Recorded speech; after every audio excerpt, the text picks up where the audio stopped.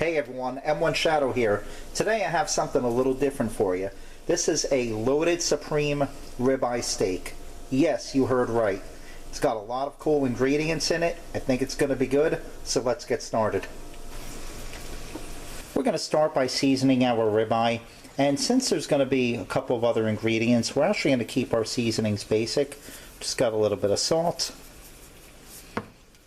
some black pepper,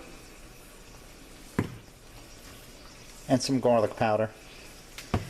And then we're going to flip it over and repeat on the other side.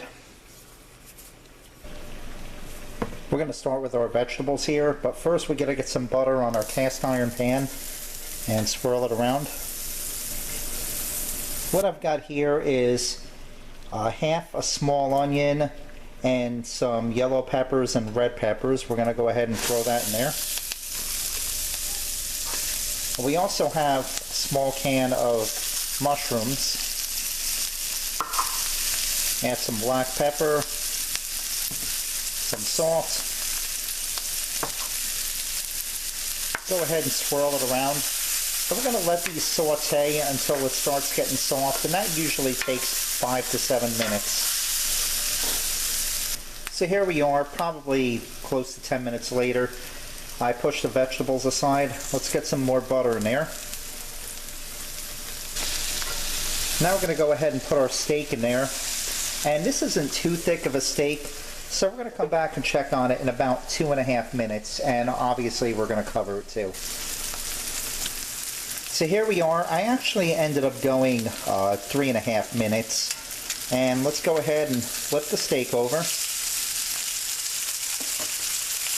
Now we're going to go ahead and get some of these vegetables and pour them right on top. Now what we have is some Gouda cheese, and we're going to go ahead and put that on top. And we're going to go ahead and cover this and come back in a few more minutes. And here you have it. Our steak is done. I can't wait, so let's just give it the taste test.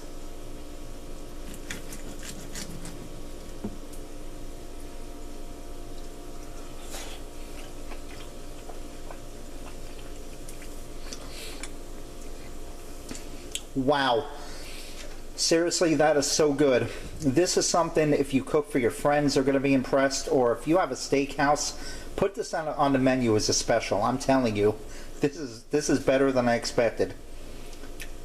Give it a try and let me know what you think. As always, I do want to thank you all for watching, and have a good one.